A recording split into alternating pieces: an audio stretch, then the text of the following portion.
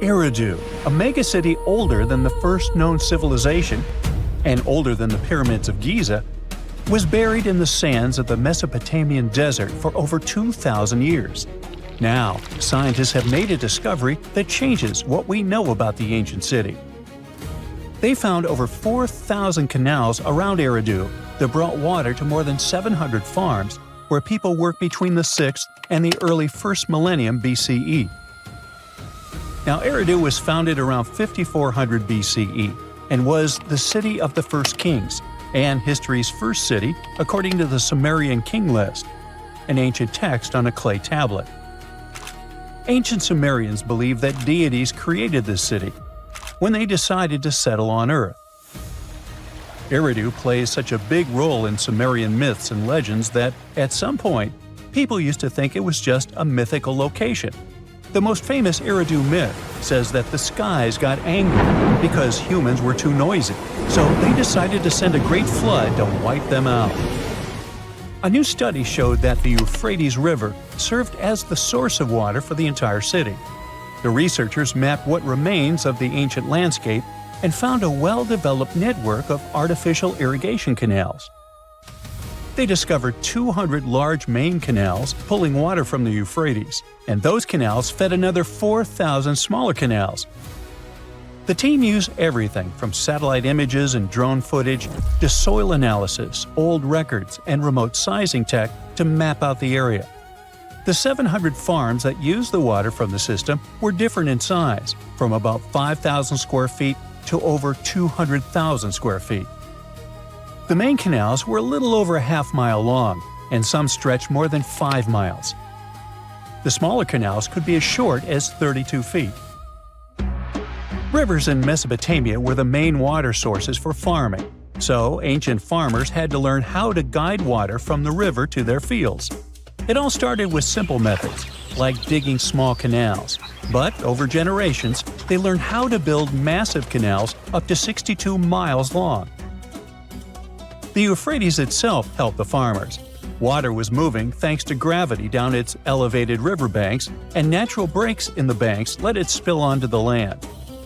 Researchers aren't sure when each canal was in use, and it's unlikely that all 4,200 canals were active at the same time during that long period. Now, Eridu used to be an important religious and trade center because of its strategic location on the Persian Gulf.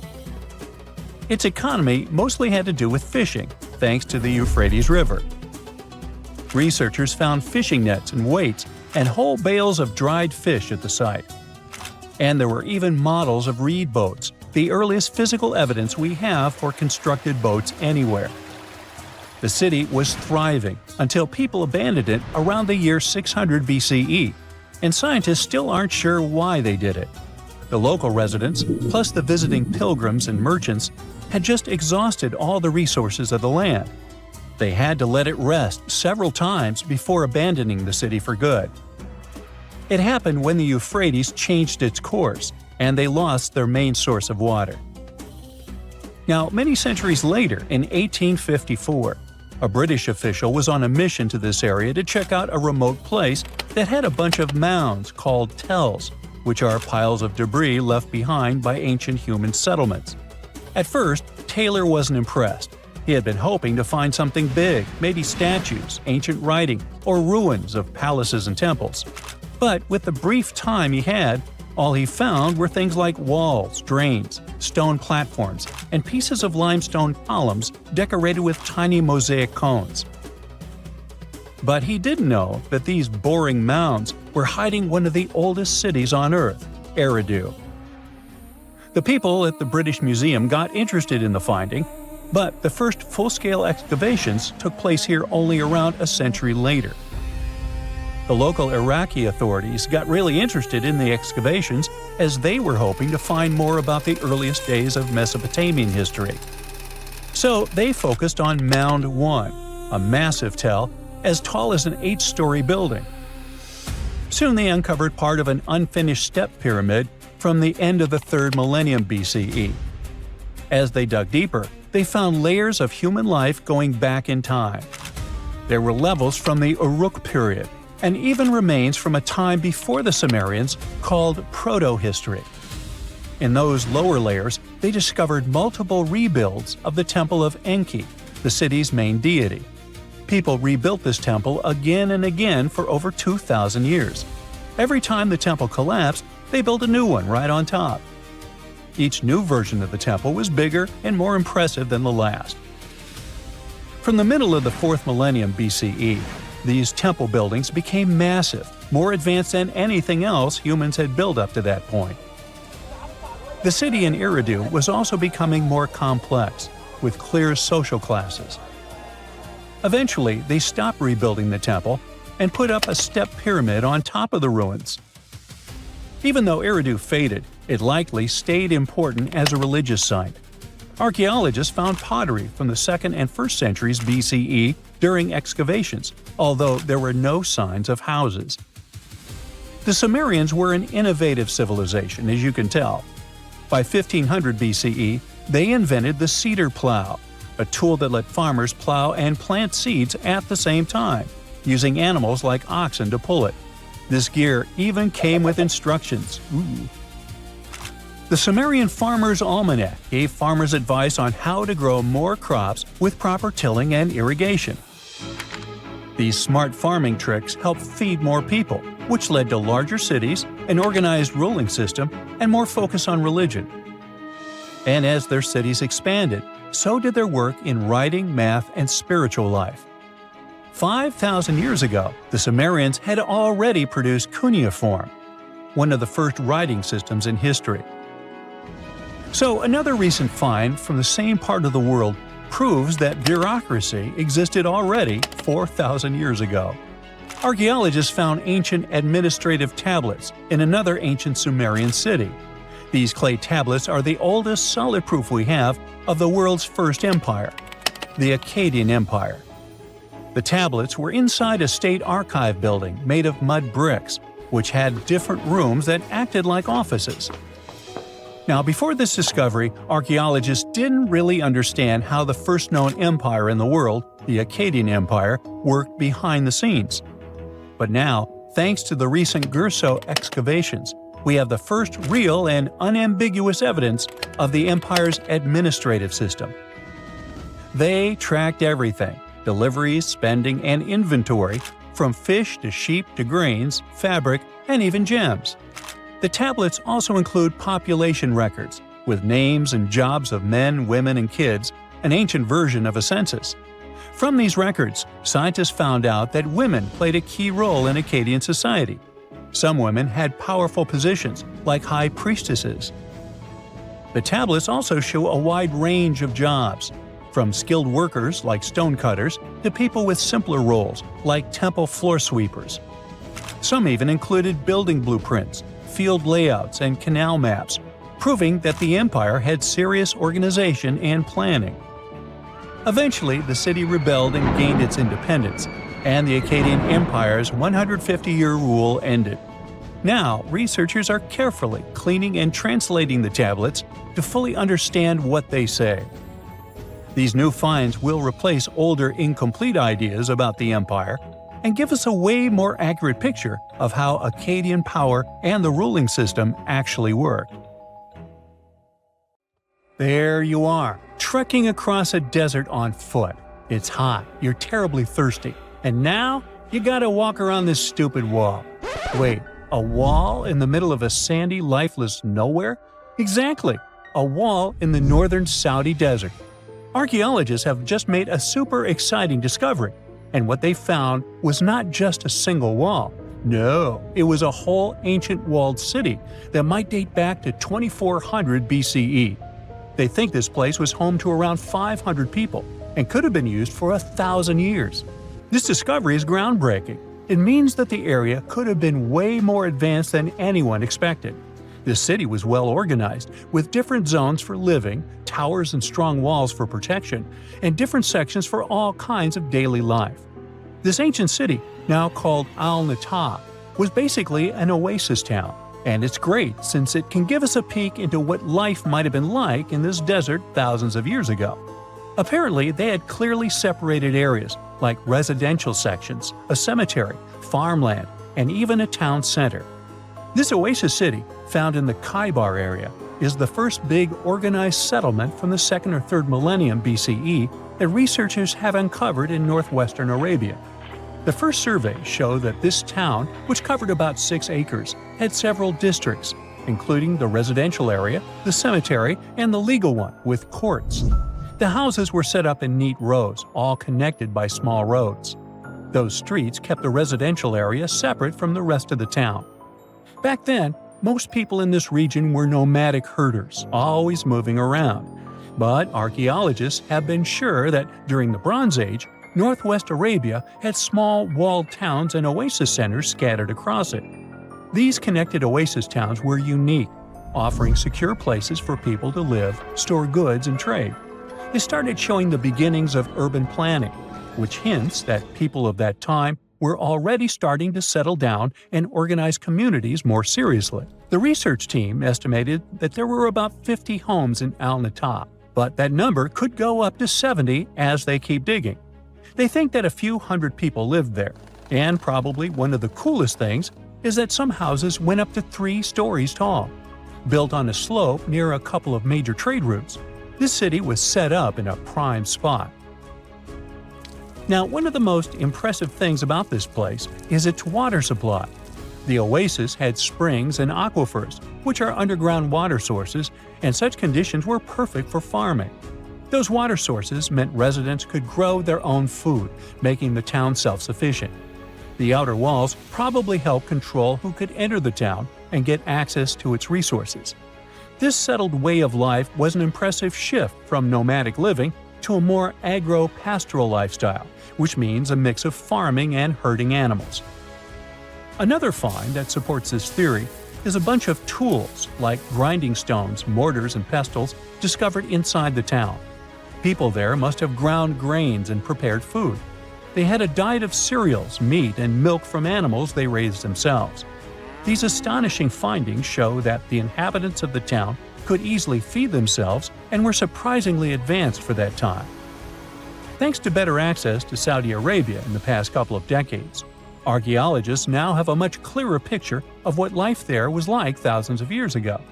The most exciting thing is that Al-Natta might have been part of a whole network of similar fortified oasis towns spread across the region, and all of these connected sites could show us how trade routes and small settlements worked together at that time in that arid area.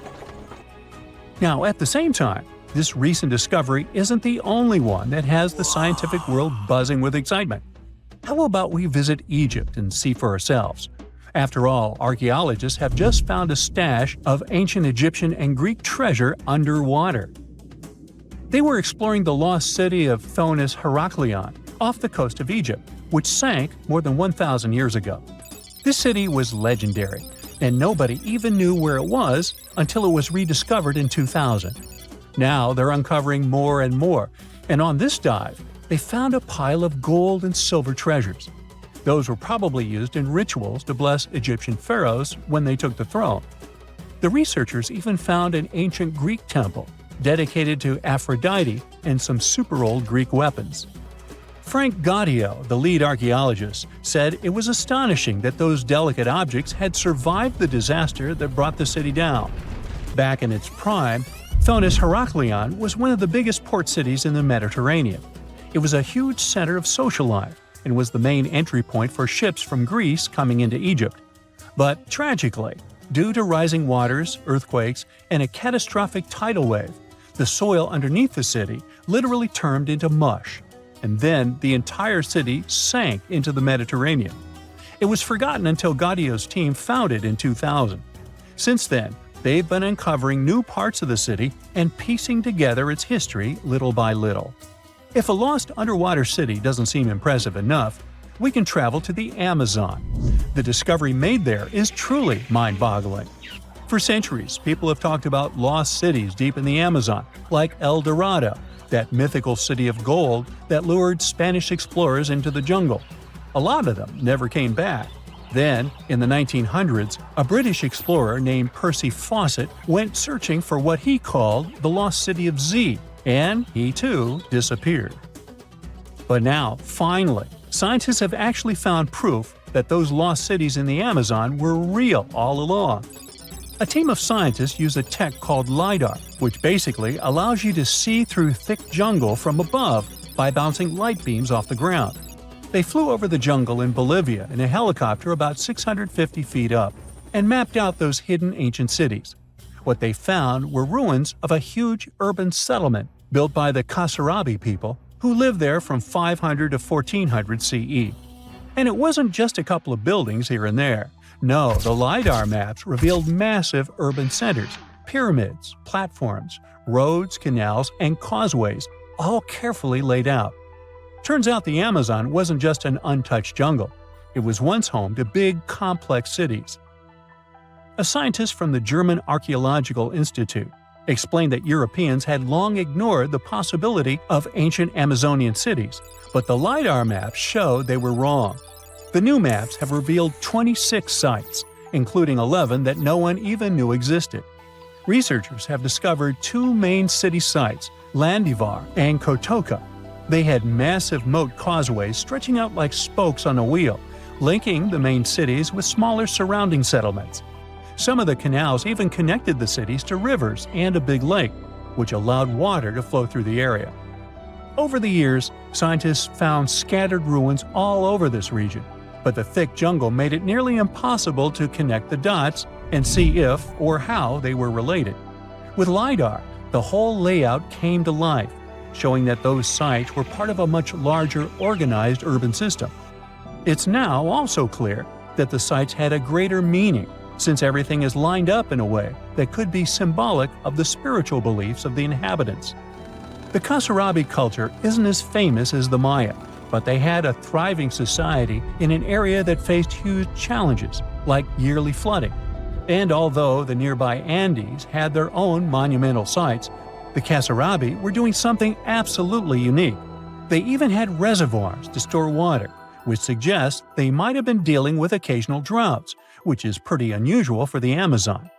Actually, those terrible droughts could be why the Kasarabi eventually left their cities around 1400 CE. Stone Age people were grunting cavemen with spears. True or false? Absolutely false. They were gathering around and forming real culture as far as we've discovered. In Turkey, scientists uncovered a 12,000-year-old mystery that's revising history. It's a sophisticated cosmic calendar made out of giant stone temples that may actually be a warning from the stars. We're talking about Göbekli Tepe. This prehistorical site predates even Stonehenge, our classical stone ring circle, by 6,000 years. And it upends why we think Stone Age civilizations emerged and thrived. Here's how this discovery could change our collective history. Around 10,850 BCE, a massive comet, or better yet, a bunch of comet fragments, smashed into Earth. The skies darkened, the temperature dropped, big animals vanished, and it kicked off a mini ice age that lasted over 1,200 years. What's now a place called Göbekli Tepe was home to a group of humans who survived this entire chaotic event. After it happened, they started paying close attention to the sky. As a way of trying to control time a little bit more, they tracked the movements of the sun, the moon, the planets, and comets. This in turn led them to build a huge lunisolar calendar, the first one in the world. Now, if you were to tour around this classic Stone Age monument, you'd see that not all the stone pillars are blank. Some of them have carvings, like this main one with a bunch of V's on it. Turns out there are 365 V's, which scientists believe represent the days of the solar year. One of them, a V hanging on a bird's neck, is thought to mark a solar eclipse. Other pillars have dangerous animals carved on them, like foxes, lions, scorpions, vultures, twisting and crawling up the sides. Unlike typical Stone Age carvings, these weren't of edible animals like deer or sheep. One of the theories is that these drawings were symbolic. Some archaeologists believe they reflect the fears and chaos this civilization had lived through. a kind of collective attempt to make sense of a terrifying and unpredictable world. Archaeologist Danielle Stordur has highlighted the images of vultures, saying they represent the people who passed away. In some ancient cultures, vultures were believed to carry the souls of the deceased into another realm. She's seen similar symbols in ancient sites nearby. To understand why this all makes sense, we need to dig deeper into the real purpose of this site. Göbekli Tepe was discovered in 1994 by German archaeologist Klaus Schmidt, who realized that the hill in southeastern Turkey wasn't just another Neolithic mound. Underneath it, his team uncovered massive stone circles supported by pillars weighing up to 20 tons. Radiocarbon dating puts the site at around 12,000 years old, making it the oldest known ceremonial structure ever built. I mean, it predates the Egyptian pyramids by over 7,000 years. This discovery shocked the archaeological world. At the end of the Ice Age, humans were supposed to be nomadic, surviving off wild plants and animals, not building sacred complexes with symbolic art, and giving birth to what we now classify as civilization. We usually think civilization starts with farming, then villages, then crops. But this site suggests something more surprising. Early humans may have come together not to grow food, but to worship. Schmidt found no signs of homes, hearths, or permanent settlement, just stuff used for rituals and gatherings. This has led researchers to believe that spirituality and communal rituals came first and that farming followed. Because to build something this massive, you'd need hundreds of people working together, which in turn would have sparked the need for food, organization, and social structure. In other words, the temple came first, then the village, then the farm. Now, Göbekli Tepe isn't just stirring debate because it's old. It's because it seems too advanced for its time, and that's where the more controversial theories start to emerge. Some researchers believe the builders of Göbekli Tepe weren't simply primitive hunter-gatherers experimenting with stone tools. They may have been the inheritors of ancient knowledge, remnants of a much older civilization that existed before the end of the last ice age. This idea ties into the Younger Dryas impact hypothesis, a theory that a comet struck Earth around 10,850 years ago, triggering a sudden and catastrophic climate shift. According to this view, the survivors of that event passed down their knowledge through symbolism, architecture, and oral tradition. And Göbekli Tepe could be one of the earliest attempts to preserve that memory. Now, if that's true, then the carvings at this site, especially the animal symbols on the pillars, aren't just decorative. They could be astronomical codes, tracking constellations and celestial events. But one pillar might hold the biggest secret of all. It's called the Vulture Stone, and it's freaking archaeologists out. On it, you'll find a strange combination of figures: a headless man, birds, and a scorpion. To the untrained eye, it might seem random, but some researchers believe these are ancient representations of constellations, like Scorpius among them, and that the headless man symbolizes a mass extinction event. Some even argue that this is the oldest known record of a comet impact, the one that triggered the Younger Dryas. And if you're wondering who this older lost civilization might have been, they are called Atlantis, or more neutrally, Civilization X. Theorists like Graham Hancock suggest that this advanced culture, destroyed in the chaos of the comet impact, passed fragments of its knowledge to survivors around the globe. In that case, Göbekli Tepe wasn't the start of civilization, it was the restart. Now, back to the stones.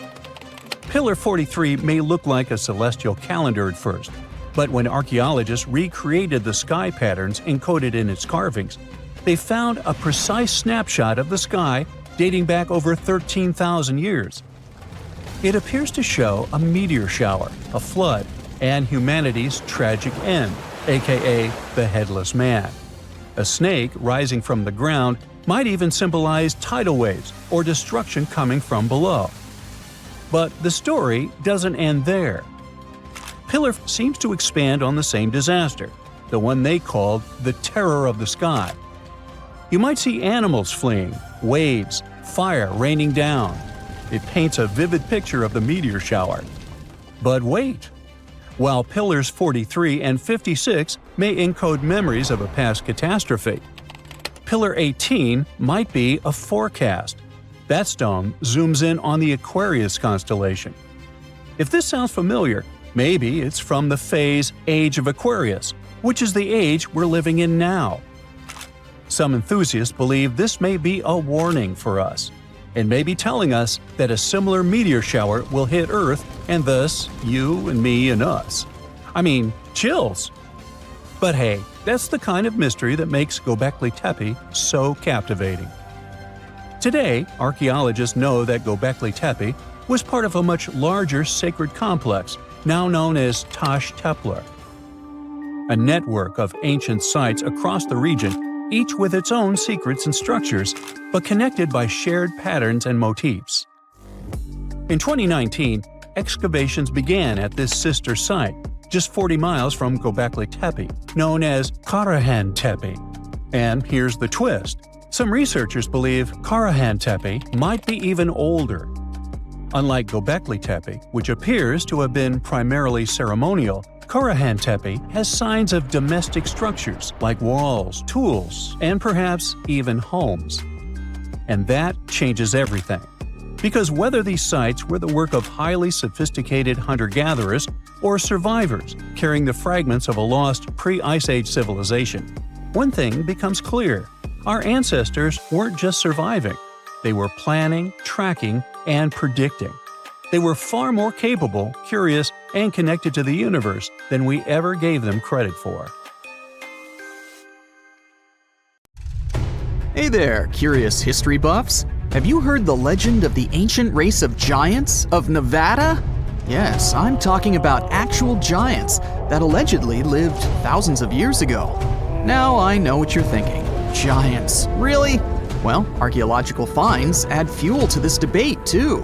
And here's where it gets interesting. Lovelock Cave was indeed used as a burial site, and some of the remains found there are much larger than average human bones. The cave is by the Humboldt Sink in western Nevada. It was once part of an enormous lake, which eventually dried up, leaving a number of smaller ones, including the Humboldt Sink. The cave became the home of the Site-Ka tribe. According to the legend, these red-haired giants were so big that they had to be buried in the cave itself. Indeed, later on, archaeologists discovered 8 to 10 foot tall skeletons. This legend started to unfold when a mining engineer named John T. Reed talked to the locals in 1886. Once Reed saw the cave, he knew he was onto something. The news spread soon, but the cave was attracting another type of attention too. The deposits of a fertilizer known as guano were discovered inside the cave. So a mining company began excavating the precious resource in 1911 and soon shipped more than 250 tons of the fertilizer to San Francisco. Unfortunately, some of the human remains and artifacts were neglected and lost in the mining process. This led to an official excavation in 1912 and 1924. After the top layer of guano had been mined, strange objects started to surface. Around the area, the earliest evidence of human habitation dates back about 4,000 years. The Lovelock culture lasted for some 3,000 years, and they left us with 10,000 stunning artifacts.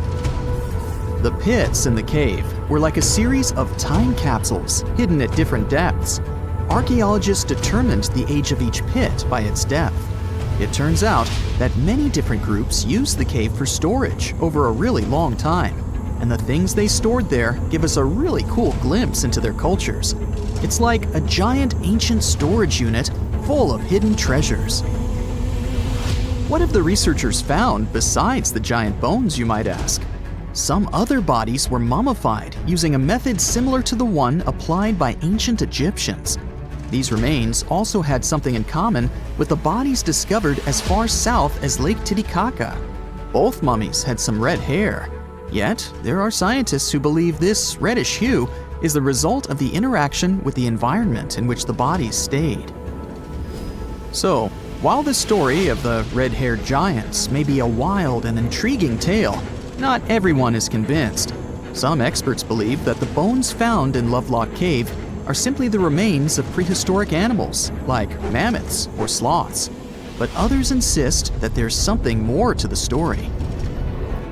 Other relics, such as finely crafted baskets and exquisite duck decoys made from tule fibers, were also found there. In any case, this cave is worth the attention it gets. By the way, you can still visit this cave today and see the pits of different depths with your own eyes. But let me tell you one thing, it's in a hot, dry, and isolated place. Archaeologists have made another discovery that seems to be straight out of a legend. They think they found the palace of the one and only Odysseus, who was the legendary Greek king of Ithaca and the hero of Homer's epic poem. Move over, Indiana Jones. We've got some real-life adventure happening here from around 1300 BCE. Apparently, this is the only palace mentioned in Homer's epic poems that hasn't been found. The excavations have been made on the Ionian Islands, and the view from the ruins found on the island of Ithaca are exactly as described in the Odyssey, says the professor who led the excavation team. Known to the ancient Romans as Ulysses, the Greek hero took 10 years to return home to Ithaca after the fall of Troy. For many years, Homer's other epic, called the Iliad, which tells the story of the protracted siege of Troy by the Greeks, was regarded as a myth too. But then, in the 1870s, Troy was rediscovered in modern-day Turkey's Çanakkale city. So, if they found Troy, who's to say they couldn't find Odysseus's home? The researchers were following Homer's words as a roadmap. The excavation site has a building complex with 2 levels. It has important finds, such as storerooms and workshops, a complicated drainage system, and fragments of pottery. It also has a well from the 8th century BCE, which is around the time when Odysseus is believed to have been the king. Yet, not everyone is convinced that the team has actually discovered the home of Odysseus. A British researcher named Robert Biddlestone insists that Homer's description of ancient Ithaca isn't very similar to the island that now has its name, and that Odysseus's kingdom was actually on the Isle of Cephalonia. However, Italian archaeologist Adriano La Regina might have a more realistic approach to this debate. He says that whether this find has a connection to Ulysses or not, what's more important is the discovery of this royal palace. Once upon a time, in a land far away, the Klamath Indians spread a legend about the creation of Crater Lake. Okay, maybe this land is not that far away, and it still exists. You can find it in south-central Oregon, in the western United States. Anyway, the legend has it that this lake was formed in a vicious battle between 2 volcanoes, Mount Mazama and Mount Shasta. Then the spirits of Earth and the Sky, which are Lao, who ruled the below world, and Skell, the chief of the above world, joined the fight. It turned into a geological drama. During the battle, darkness veiled the land. The fight was over when Mount Mazama collapsed and sent Lao back into the underworld. Then the rain filled the pit and created a lake in the place where the mountain had once stood. Flash forward to our time. Scientists have discovered that Mount Mazama did erupt 7,700 years ago. Artifacts found in the area prove that the legend indeed contains some details about the explosion. The tale says that red-hot rocks were flying through the sky. This happened during the volcanic eruption that caused the mountain to collapse. This created the volcanic caldera, which later on got filled with water. What makes this legend came true story unusual is how long it has existed. According to researchers, these types of verbal stories lose their credibility within 600 to 700 years. That's why the legend about the creation of Crater Lake is so unique. So many generations, for hundreds of years, have been accurately passing down the information. This volcanic crater lake is now in a national park. It's famous for its deep blue color. The water in it is extremely clear. If you visit it today, the water you'll see won't be the same as for someone who will visit the place 250 years later. Because there are no rivers flowing into or out of the lake, the existing water evaporates and the lake gets filled again by rain and snowfall. Basically, every 250 years, the water is replaced. Plus, this lake is almost 2,000 feet deep, which makes it the deepest lake in the United States. Swimming is okay in the lake, but there's only one legal and safe trail to get to the shore. There are other activities, such as fishing and boat tours. Shared human experiences, such as birth, marriage, and aging, may explain why certain tales are shared globally. Similar struggles and obstacles faced by humans around the world generate similar themes in traditional stories about love, parenting, and mortality.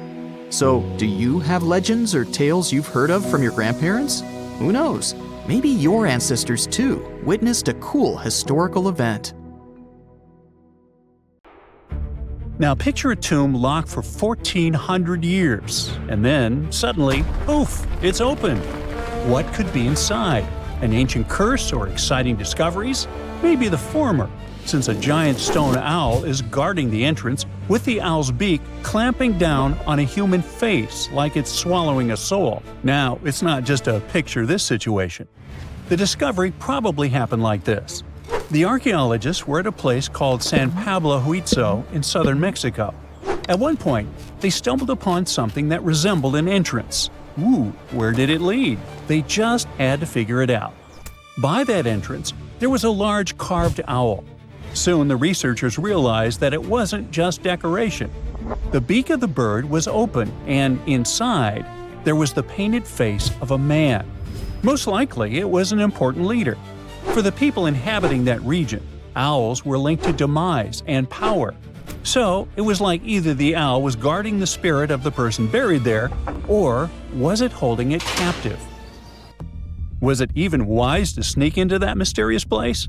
Well, the scientists' thirst for answers was more powerful than any fear. So they entered and found themselves inside a tomb. It was made up of two main parts, a front room, kind of like an entrance hall, and a deeper burial room. There was a doorway between these two rooms. It was covered in carvings. At the top, there was a stone beam with special symbols on it. Those symbols worked like names based on a person's birth date. On each side of the doorway, there were carvings of a man and a woman wearing detailed headdresses. The researchers thought they could have been placed there like guards, watching over the tomb. The walls were still painted in bright colors – white, green, red, and blue. It was an astonishing view, and the paintings actually told a story, showing a funeral procession. People were carrying bags of something called copal, which is basically a tree resin. The locals, called Zapotecs, burned it like incense during ceremonies, kind of like how people today often light candles or incense during special rituals. Besides, the archaeologists found carved symbols that work like a calendar. A bit later, the researchers found out that the tomb was about 1,400 years old. It came from the Zapotec civilization, and what made it so special was how well everything inside was still preserved. It was like opening a time capsule that hadn't been touched for over 1,000 years. Interestingly, they didn't just randomly find it. Officials started looking into the site after someone reported looting. When scientists checked it out, they realized they had stumbled onto one of the most important discoveries in Mexico in the last decade. The tomb dates back to around the year 600, when the Zapotec people were thriving in the area. They were sometimes called the Cloud People, and they built a powerful civilization long before the Spanish arrived. Even today, many people in Mexico still speak Zapotec languages.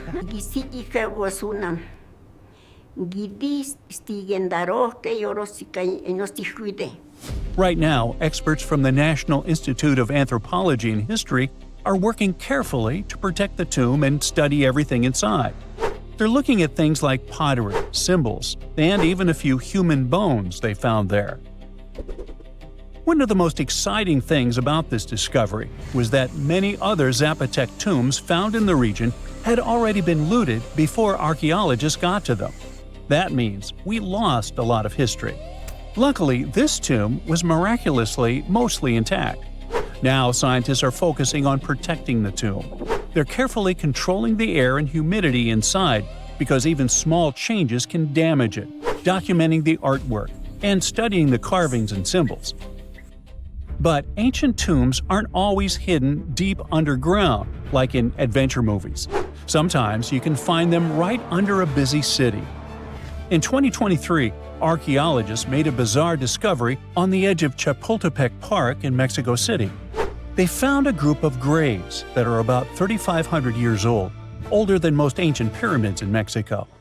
There were 10 tombs shaped a bit like upside-down bottles or bells, wide at the bottom and narrower at the top. About half of them had human remains inside, 4 women and 1 man, mostly young adults. These people likely lived in a large village in the area during the early and middle pre-classic periods. That's long before the Aztecs ever existed. One of the archaeologists explained that people had been living in that whole area before a volcano had changed everything. That volcano is the Chile volcano, and when it erupted, it basically buried parts of the landscape under lava. Because of that, the ground where those tombs were stayed sealed and untouched for over 3,000 years. The Chile volcano is what's called an ash cone volcano. Basically, it looks like a classic volcano shape anyone would draw, round at the bottom and rising into a cone. It's about 1,000 feet tall with pretty steep sides, like walking up a hill that tilts about 30 to 40 degrees, which is definitely not an easy climb. Scientists believe Chile erupted sometime between 245 and 315 CE, based on radiocarbon dating. When it blew, it wasn't a small event. It completely changed the landscape.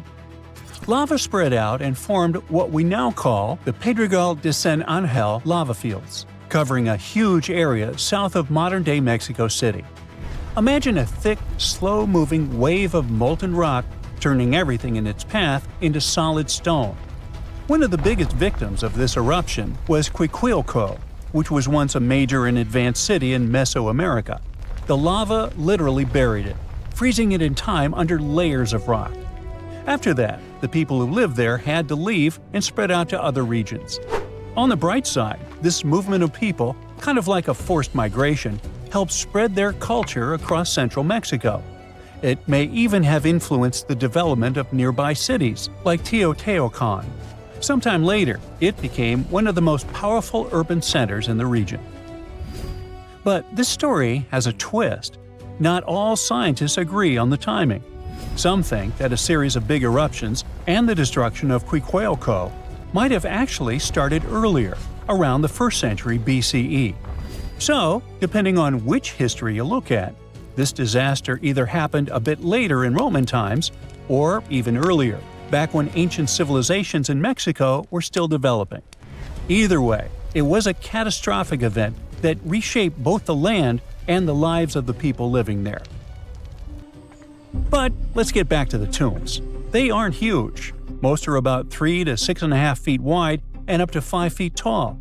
Picture something about the size of a small closet or a big storage bin you could crouch inside. Archaeologists call them bell tombs because of that rounded bottle-like shape. This style isn't unique to just one place. We've found similar tombs across different parts of Mexico. It means people must have shared their ideas, like trends spreading between regions today. Another curious thing is that this wasn't a one-time burial site.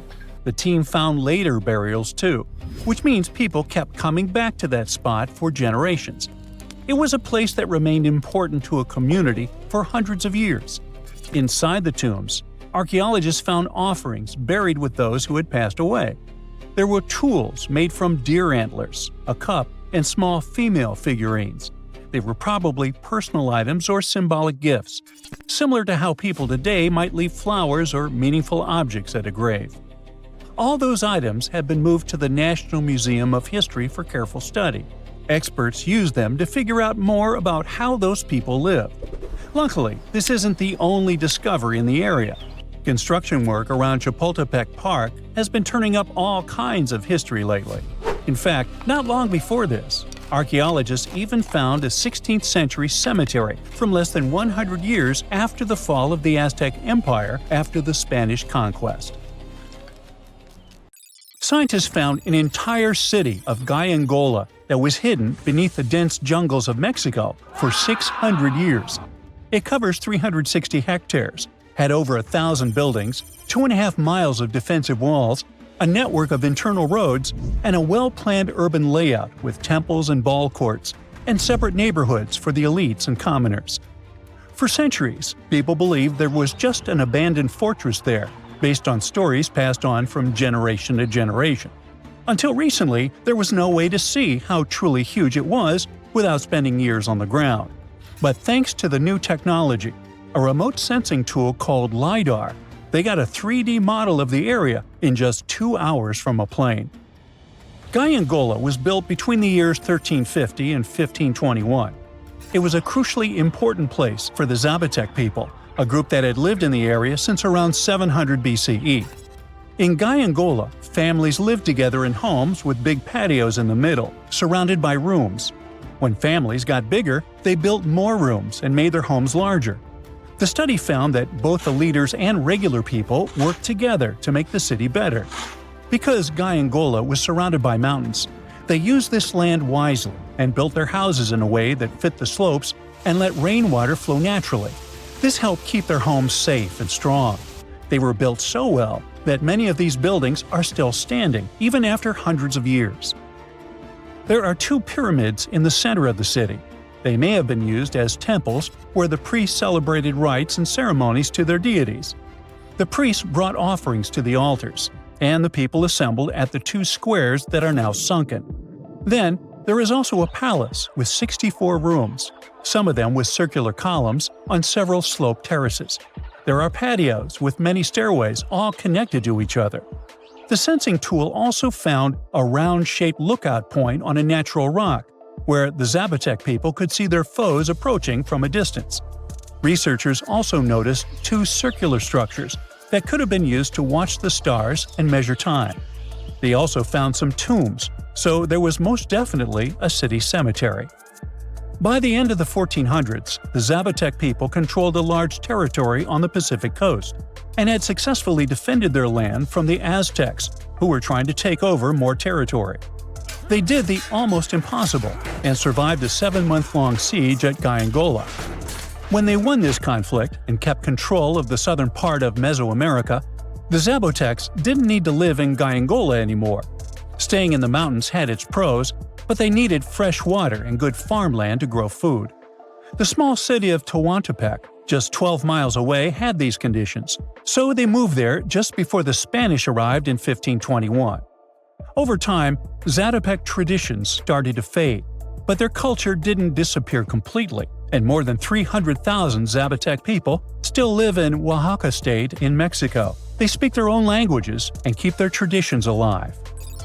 Creating the 3D model of the lost city is just the beginning of the research. Archaeologists hope that future studies of Gaiangola will help us learn more about how the Zapotecs were organized, how they ruled their cities, and how they interacted with the Spanish when they arrived. They plan to study all 1,100 buildings found in the LiDAR scan, and it will take a few years. Instead of digging up the ruins, they will use special technology to scan the land and learn more about the city without damaging it. This same tech helped scientists find another massive ancient city that lay hidden beneath the thick green canopy of the Amazon forest. A whole network of houses, plazas, roads, and canals was hiding in the shadow of a mighty volcano. For centuries, many scientists assumed that ancient Amazonian people lived in tiny huts, clearing patches of land to survive. But this city, built 2,500 years ago and inhabited for 1,000 years, proves the opposite. Now, scientists think tens of thousands or even hundreds of thousands of people lived in complex urban societies. Scanning the area found 6,000 rectangular platforms, each measuring around 66 by 33 feet, and standing 6 to 9 feet high. These structures were arranged in clusters around central plazas, with straight roads with perfect right angles and paths connecting them. One of the roads was 16 miles long. Building straight roads like this is far harder than just following the landscape. Some of these roads may have had deep spiritual or ceremonial significance. The volcano's rich soil helped the civilization thrive, but it may also have led to its downfall. Researchers also found signs of threats to the cities, such as ditches that blocked entrances to the settlements.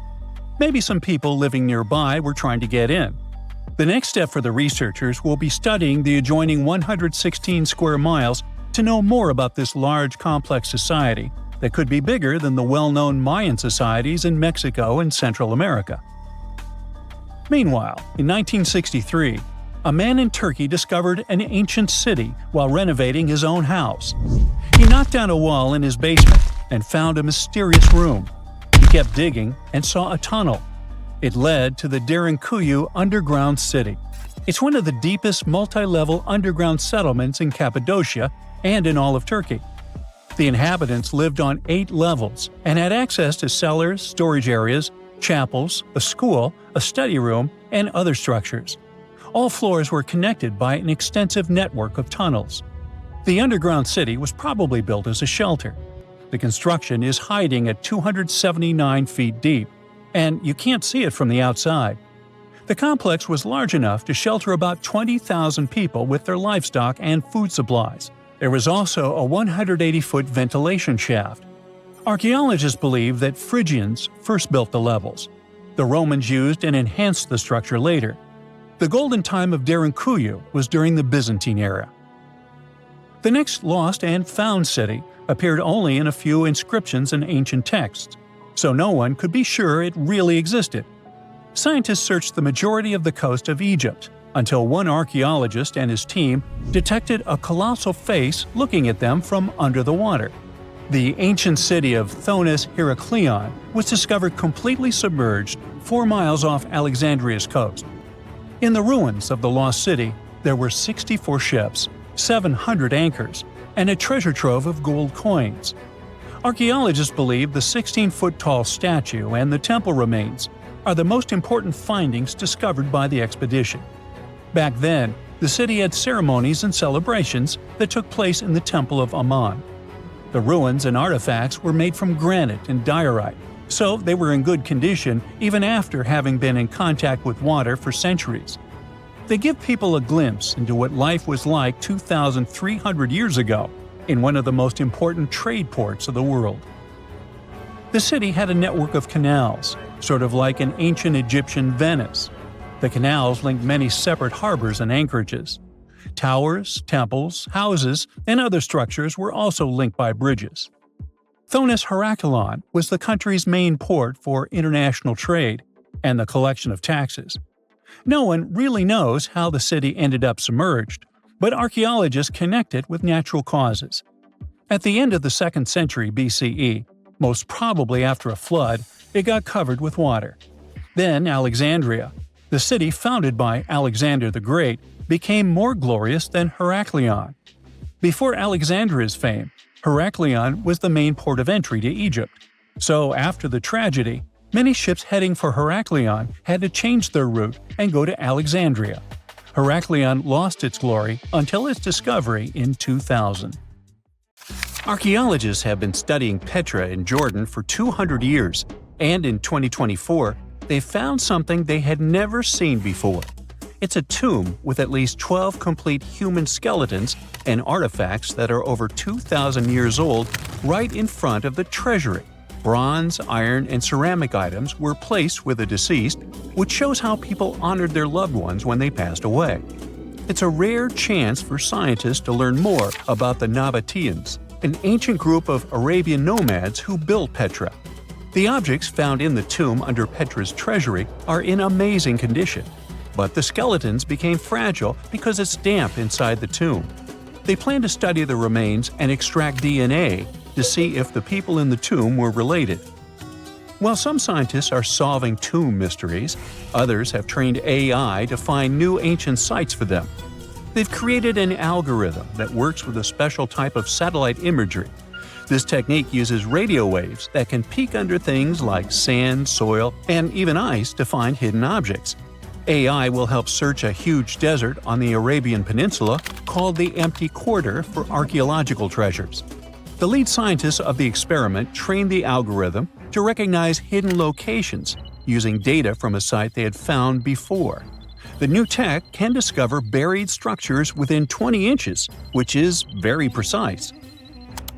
Another groundbreaking tech, LiDAR, which means light detection and ranging, helped archaeologists reveal new hidden cities all around the world.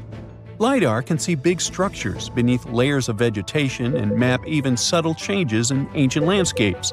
They use it to scan large areas from a small plane flying over places that aren't so easy to study from the ground, like dense jungle. In 2024 alone, they found new Maya settlements in southern Mexico, gardens, roads, and rivers in Ecuador's Amazon rainforest, ancient ruins on the Pacific island of Tonga, and the remains of 2 medieval cities along the Silk Road route in Uzbekistan. Maybe some smart technology can also explain what Marge Simpson is doing on Earth in an ancient Egyptian tomb from 3,000 years ago. The drawing, featuring a woman with yellow-colored skin, a blue crown, and a green outfit, is alarmingly like the famous cartoon character. If you don't see a resemblance here, I hope you'll at least enjoy an amazingly well-preserved necklace with amethyst and agate beads. It's from another recent find from Egypt, an ancient tomb with 11 sealed burials near Luxor. Archaeologists also found 2 copper mirrors, one with a lotus-shaped handle and the second with a unique design of the deity of the sky, women, fertility, and love in ancient Egypt. The hair of the figurine was originally made from almost 4,000 mud beads. Another awesome find from 2024 is an ancient Greek shrine with intact burials, a sarcophagus, and plenty of gold inside. They think it was built before the year 300 before the Common Era, and the marble lions also found inside were made from the same marble as the Parthenon in Athens. Greece is so full of ancient treasures that the city of Thessaloniki will house around 300,000 of those artifacts in their new subway system. Meanwhile, archaeologists in France have found a monument unlike any other, and they can't figure out what it was used for. It's direct proof that people used to live here between the Neolithic and the early Iron Age periods. The coolest part is a monument made of 3 unique shapes that fit together like puzzle pieces. Some gravel found in the monument could mean there used to be a wooden fence called a palisade. People who built it probably used it for protection or decoration. The team studied the layers of soil around the monument to learn more about its origins. The only tools found so far were sharp flint stones, not the cartoon characters, which were used during the Neolithic period. The next step will be radiocarbon dating to figure out exactly how old the site is. Now, the oldest saddle ever found so far was found in the grave of a woman near the edge of the Taklamakan Desert in northwest China. This saddle is the oldest ever discovered. It was crafted from pieces of leather that were sewn together and stuffed with straw and animal hair to make it soft. Now, normally, things made from natural materials like this don't last very long because they rot or fall apart. But the Taklamakan Desert is so dry that it helped preserve the artifact. The herdswoman who used the saddle was buried in her full riding attire, so this proves that not only men used saddles and took part in herding and traveling. Now let's shift to Guatemala, where an ornate jade mask made by the ancient Maya people was waiting for centuries to be discovered. Scientists use radiocarbon dating to figure out the age of the mask. They believe the mask may represent a Maya storm deity, a powerful figure in their mythology. These kinds of masks were often made to honor Maya royalty, and they were placed in the tombs of kings and queens when they were buried. The king's tomb was also decorated with carvings made using tools crafted from volcanic obsidian. After 15 years of searching, scientists may have finally figured out where the altar stone of Stonehenge comes from. They compared the tiny minerals inside the altar stone with rocks from many places in Wales and England and ruled out lots of spots. Then they found the perfect match with a place in Scotland, more than 466 miles away from Stonehenge. This area might even be Orkney, a group of islands in the far northeast of Scotland where a lot was going on during the Neolithic period. The big question now is how ancient people moved such a massive stone so far. The altar stone is over 16 feet long and weighs more than 6 tons. The new theory is that they might have used boats to carry it across the coastline and rivers. Once it was close to Stonehenge, they theoretically dragged it across the land using wooden sleds, ropes, and a lot of teamwork. Meanwhile, in the north of France, an ancient home popped to the surface during the construction of a new house. It turned out to be a luxury urban house for the elite from the 2nd century of the Common Era. The inside of the house was destroyed by a fire, but under the destroyed layer, there are beautiful, real-size fresco paintings. Turkish archaeologists unearthed the arm and foot bones of elephants that lived around 9 million years ago. They also found fossils of early horses, giraffes, and even saber-toothed cats. They've already identified 43 distinct types of animals from this site and collected more than 4,000 fossils. One more cool find from Turkey is a 64,000-year-old workshop inside Enkaja Cave. It looks like people used it for 24,000 years non-stop. There are some tools inside, like flakes and blades, which were made inside the workshop. In eastern Turkey, a farmer accidentally found a 1,000-square-foot mosaic from the late Roman or early Byzantine period just beneath the dirt. Experts say it's a one-of-a-kind thing from this region, and it's still in one piece after all this time. The pattern shows dozens of trees, plants, and animals that were found in ancient Turkey. There could be more treasures in the area, so they plan to keep digging.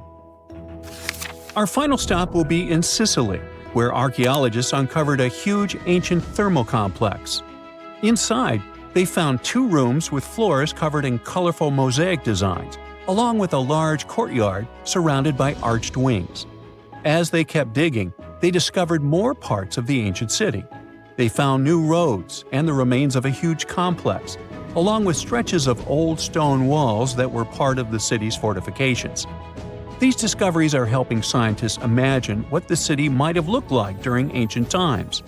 No one knows for sure whether the bathhouse was built by the Greeks or the Romans, since both civilizations lived in Sicily long ago. What is a boat doing in the middle of a desert? You would expect to find a seagoing vessel closer to shore. This is the question archaeologists had been asking for decades. In 1988, there was a storm near one of the most important archaeological sites in ancient Egypt. A wooden structure emerged from the sand. It was hollowed out by termites. Scientists were determined to solve its mystery. In 2000, they began excavating the site near Abydos, Ubidos. An American team of experts soon discovered a boat that was 70 feet long, and it wasn't alone. In total, there were 14 boats neatly resting next to each other. It was impossible to completely dig out the boats because of their poor condition. Luckily, the wood was preserved enough to get a sample. Analyses revealed that the boats were around 5,000 years old, the oldest fleet in human history to this date. The time of their construction predates the pyramids at Giza by half a millennium. Each ship of the fleet rested in a vault that matched its dimensions. The room was roughly a third of the size of a tennis court. It had mud brick walls that featured more than 120 drawings of boats. Ancient Egyptians incised them on whitewashed walls that were excellently preserved. Scientists have known about these mysterious chambers for well over a century. 1901, 1902. A British archaeologist, Arthur Weigel, stumbled upon a strange structure west of the River Nile. His team caught a glimpse of the interior walls. Sadly, a section of the roof collapsed, so they had to call off further exploration. Researchers abandoned the site, but its location remained on the maps. The boat's position first led scientists to think that they rested on a bank of the mighty Nile. But there was a problem with this theory. Today, the river flows almost 7 miles west of Abydos. Further studies of the surrounding terrain showed the Nile didn't change its course throughout history. Also, if the boats floated near a dock, they would be in unstable positions. The 14 vessels at Abydos were perfectly parallel to each other. There was only one conclusion possible. Someone had deliberately placed them like that. They must have gone through a lot of effort. Each boat had enough room for up to 30 rowers. These vessels could really float. They weren't models, but scholars still don't know if they actually sailed any body of water in ancient Egypt. This doesn't diminish the importance of the find. Previously, archaeologists found only small-scale models. In King Tut's tomb alone, there were 35 boat models. For a long time, these figurines were the only clues as to how ancient Egyptian vessels looked like. The boat's design confirms that they were the real deal. They are the earliest surviving examples of something called built boats. Ancient people constructed primitive vessels by hollowing out large tree trunks. The alternative was reed that was tied together to form a raft. The boats at Abydos had planks tied together. This was a major breakthrough in shipbuilding. During their lifetime, the boats must have seemed impressive. Timber was a valuable commodity at the time. There was no wood in the desert. Cedar had to be imported from Lebanon. The only person who could afford such luxury was the pharaoh. Studying the area around the ancient fleet provided more answers. Scientists discovered a mud brick structure where Egyptians worshipped the pharaoh. Its approximate date of construction matches that of the wooden boats. The same bricks out of which this building was made were used to encase the fleet. At the time of their construction, the rooms they were stored in had a ceiling.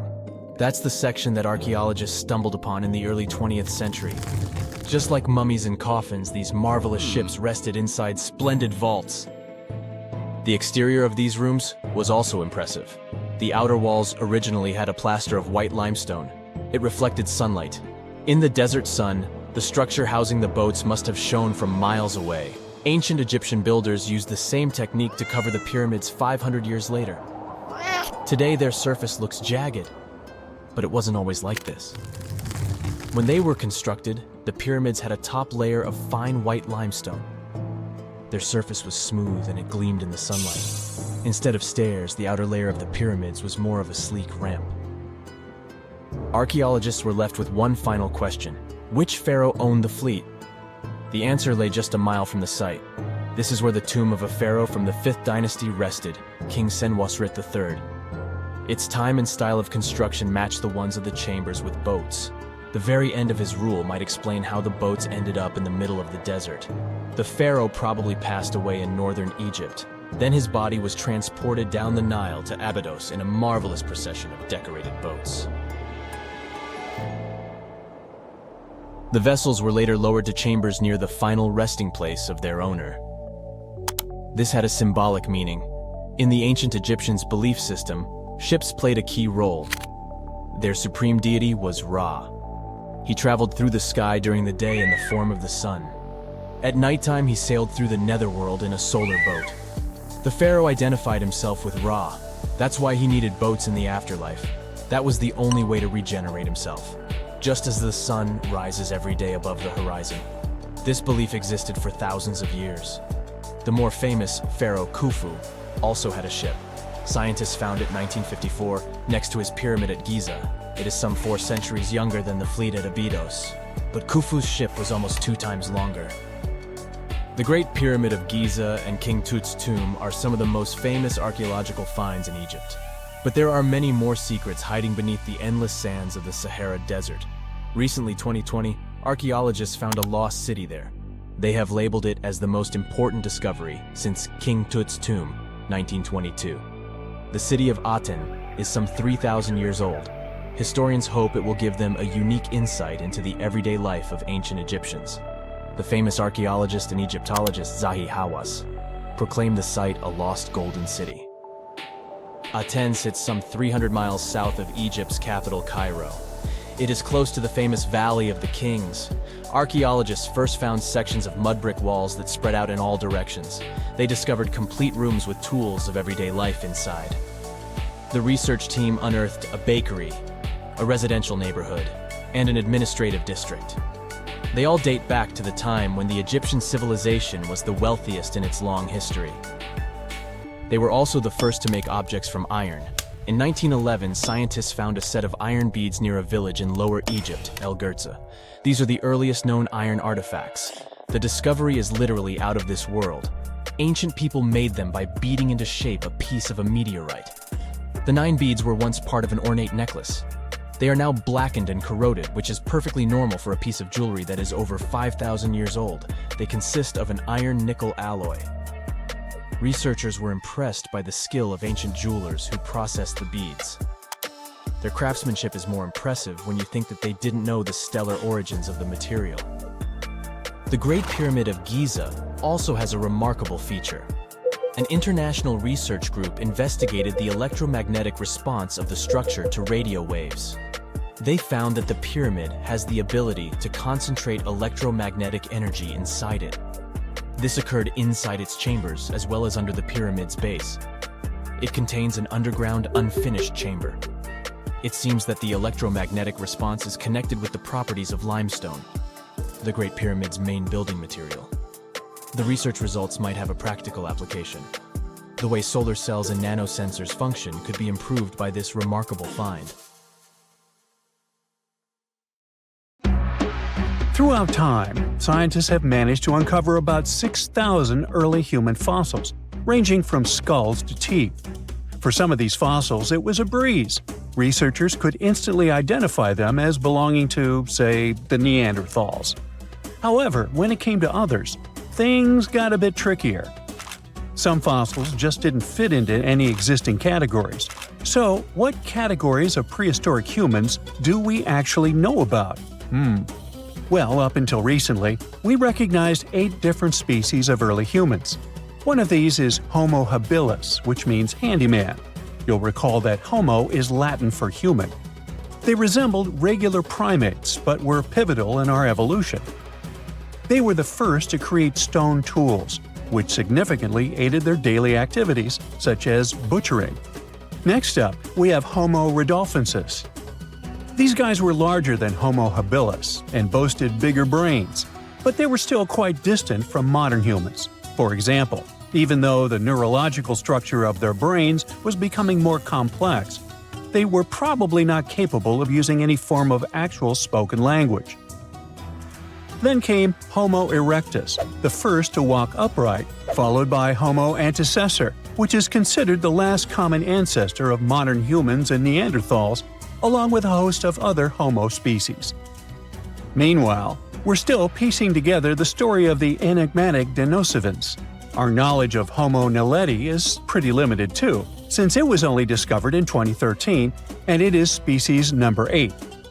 Interestingly, Naledi means star in the Sotho language because they were found in a cave called Rising Star. Scientists were taken aback by them. Everything suggested they were around 2 million years old. But after closer examination and some tests, it turns out that the Naledi species is much younger, between 236 and 335,000 years old. Their hands were adapted to making tools, yet no tools have been found nearby. Long story short, they're a puzzling species, and there's still so much more to learn about them. So even though today we have only one human species on our planet, Homo sapiens, we continue to discover ancient species that are long gone. Now, you might wonder why researchers study these extinct species. The truth is, they need this knowledge to piece together the intricate narrative of our prehistoric past. In 2024, a significant discovery emerged, the 9th human species, named Homo giluensis, which translates to large-headed. Researchers suggest that this species hunted wild horses, crafted stone tools, and processed animal hides to survive harsh winters. A researcher from the University of Hawaii noted that the discovery of this potential new species came about while his team was developing a novel method for classifying fossil evidence. Interestingly, one potential representative of Homo giluensis isn't entirely new to science. The Denisovans, first identified in 2010 through DNA analysis of a finger bone found in Siberia, have yet to be classified as a distinct species. Some scientists propose that they may actually belong to this newly identified group. These big-headed individuals could help shed light on the long-standing mysteries surrounding these hominin fossils, which have puzzled researchers due to their mixed characteristics of Homo erectus and Homo sapiens. You see, sometimes it's tough to call a spade when you don't even know what a spade looks like. You get the idea? Many unsolved mysteries linger, simply because scientists haven't had this crucial, big-headed piece of the puzzle. So theoretically, we modern humans could also be considered a bit of Homo giluensis. You don't believe me? Well, watch this. We need to consider 2 key facts for this equation. First, there are the Denisovans, a group we might refer to as Homo giluensis from a scientific perspective. Yeah, this is just a theory proposed by some researchers, but let's roll with it for now and pretend it's a fact. Second, it's important to know that the Denisovans interbred with the ancestors of modern-day Melanesians. These folks inhabit areas ranging from New Guinea to the Fiji Islands and carry between 4 and 6% Denisovan DNA. Now, you might not personally have those genes, unless you've been tested, of course, but the key takeaway here is that there are modern humans today who share genetic links with the Denisovans, or Homo giluensis, or big heads if you prefer. Now, that all sounds pretty plausible. Let's unpack step by step how it happened.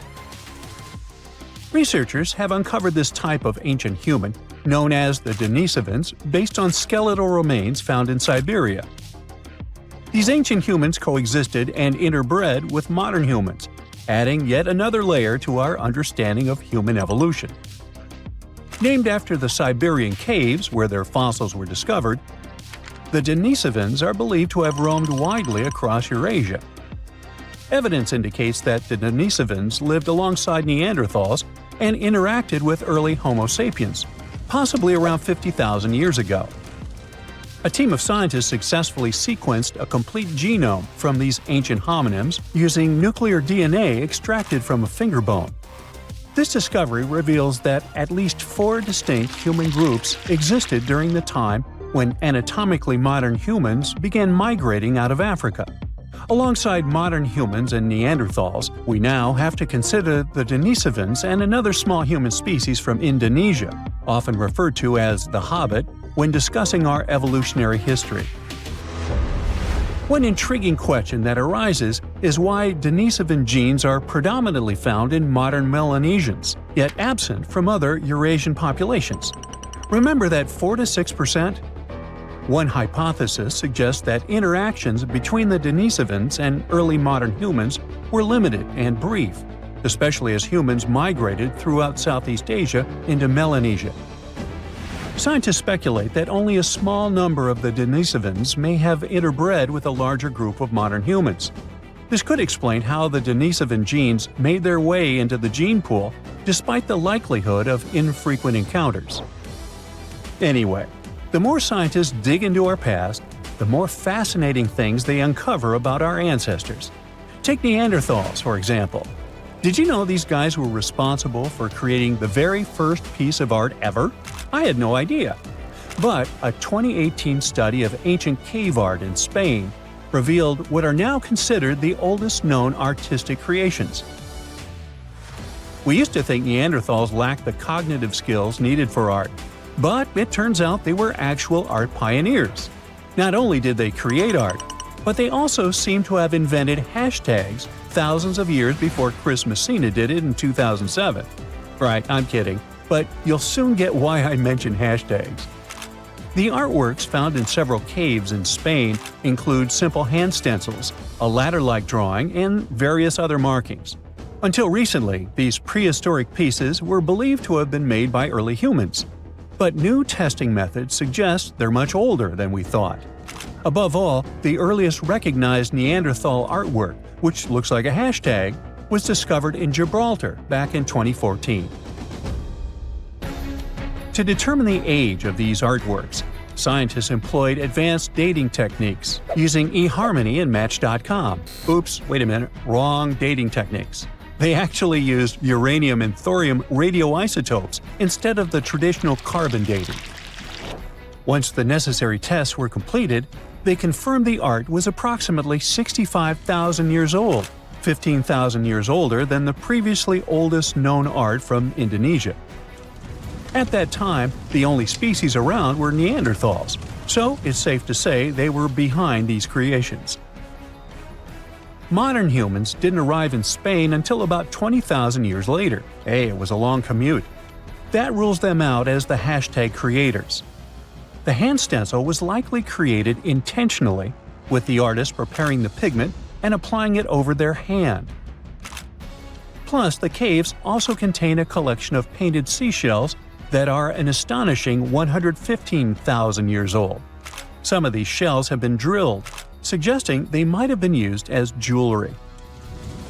Some specialists argue that the fact Neanderthals created art hints that they might have also had some form of spoken language. So maybe it's time we fully embrace Neanderthals as part of our lineage. They're humans too, just a different branch of our family tree. While these findings are intriguing, some experts remain skeptical about the new dating methods, claiming they're not entirely convinced. Hey, what do you think? Share your thoughts in the comments.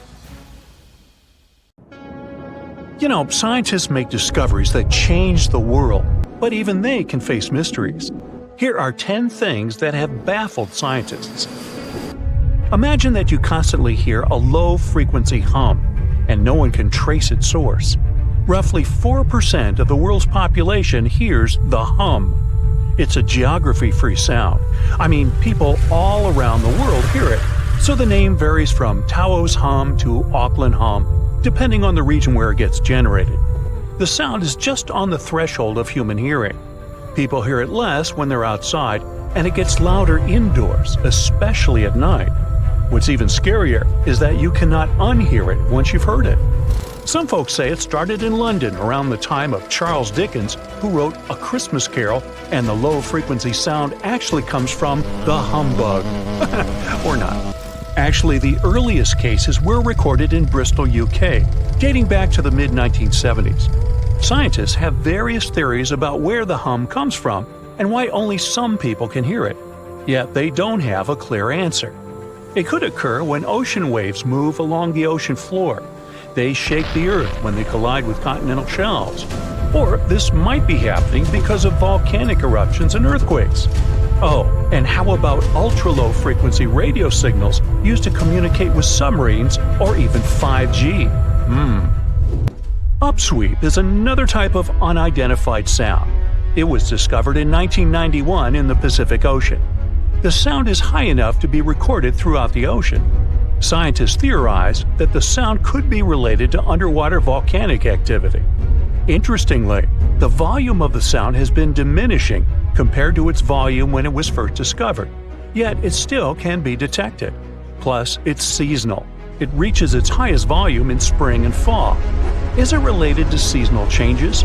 No one really knows for sure. The next mysterious thing is a cone-shaped monument found in the Sea of Galilee in Israel. This monument was discovered accidentally by sonar scanning in 2003, but the findings were published only in 2013. The monument weighs 60,000 tons. It was once submerged by rising waters. Archaeologists say the monument is enigmatic because they can't figure out where it's from. They don't know what it's connected to or its function. So this big and unusual thing remains a mystery. Now let's move to Göbekli Tepe, Turkey. This place offers you one of the most archaeologically significant sites in the world. Why is it important? Well, it has massive carved stones about 11,000 years old. To put it in perspective, they're 6,000 years older than Stonehenge. Ancient people placed these stones before they began farming or crafting metal tools or pottery. So the existence of this place goes against the chronology of civilization we're familiar with, where people farmed first and built second. Apparently, it wasn't like that. In any case, a good question is, what was the purpose of this site? Was it built to worship some spirits? Yep, archaeologists believe it might be the world's oldest temple. Okay, say this with me. Paleodictyon notusum. Yeah, I know it sounds like a chemical formula. This is a living fossil found deep down on the ocean floor. A creature makes these hexagonal burrows, that for sure. Yet scientists can't identify the artist. Now, what do I mean by living fossil? Well, Paleodictyon notusum is a creature believed to produce a burrow nearly identical to Paleodictyon fossils. Is it a worm-like animal that made them? Scientists don't know. One thing is clear, this isn't some random stuff created by geological forces. Now, speaking of fossils, take a look at this giant one. Its informal name is Godzillius. It was discovered in 2011 by an amateur paleontologist. This is a scientist who studies the history of life on Earth by analyzing fossil records. Anyway, back to Godzillius. It's almost 7 feet in length and 9 feet tall if you were to measure it upright. This fossil is 450 million years old, coming from the time when Cincinnati was underwater. It might be a fossilized algae mat, but some scientists have different opinions. This is a massive tunnel found in South America. The tunnel is at least 8,000 to 10,000 years old. At first, researchers discovered a couple of colossal burrows. They were enormous and neatly constructed. Geologists were amazed, saying they had never seen such structures before. There's no known geologic process to explain their formation. I mean, researchers have known about the burrows since the 1930s, but back then they believed that these tunnels were just some sort of archaeological construction, until they discovered huge claw marks on the walls and ceiling. They reasoned that some extinct species could be the ones to have left these marks. Many geologists strongly believe they found the burrows of giant ground sloths and armadillos. The structure is the largest known burrow from the Paleolithic age in the Amazon. Yet experts have many questions. How come such a deliberate-looking structure could form naturally? A researcher then discovered another strange cave. This one was hundreds of miles away from the massive tunnel. Fast forward, there are now more than 1,500 burrows from the Paleolithic age found in Brazil. What's even more interesting is that some of these caves are connected to tunnels that sometimes lead to chambers. I'll continue with a natural phenomenon. What if I told you that every year, especially in October, fireballs appear on the Mekong River in Thailand? According to legends, Naga fireballs are a call for Buddha to return to Earth, and river serpents are the ones making these calls. Well, that's a myth, but what does science say about it? Is it related to a flammable gas? There are no clear answers yet. These fireballs appear to rise from the water. They can go as high as almost 990 feet. They're like fireworks, disappearing rapidly. They typically glow with a reddish or orange color. I'll mention some legends too, because why not? They're thrilling. And it would be a shame not to include the one about the lost city of Atlantis. As you may know, the legend says that Atlantis submerged into the ocean around 11,000 years ago. Since then, not just scientists, but also treasure hunters and philosophers have been searching for the lost world. Could Bimini Road be a trace? In 1968, a diver found strange stones off the coast of North Bimini Island in the Bahamas. The stones look human-made. It's like they were evenly spaced out and laid in an orderly row. It baffled scientists, but not for long. Carbon dating analysis of the blocks revealed that geological forces created the road naturally. There weren't any tool marks or signs indicating that the blocks had been stacked or something. The research is continuing, but yeah, scientists generally believe that the rocks were created by erosion. Well, I guess the time of Atlantis hasn't come yet.